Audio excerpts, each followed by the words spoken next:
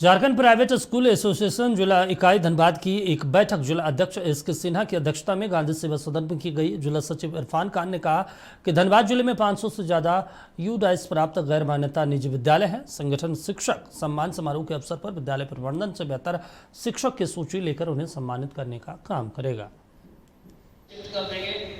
इन सारे बहुत सारी चीजें धमकियां 2024-25 की घटना है।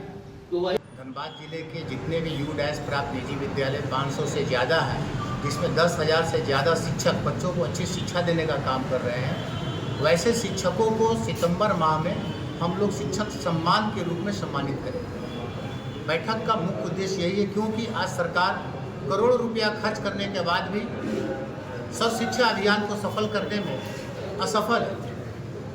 आज अगर निजी विद्यालय जो बहुत ही कम मासिक शुल्क में बच्चों को शिक्षा दे रहे हैं, उसमें शिक्षा देने में हमारे शिक्षकों का बहुत ही बड़ा सहयोग है।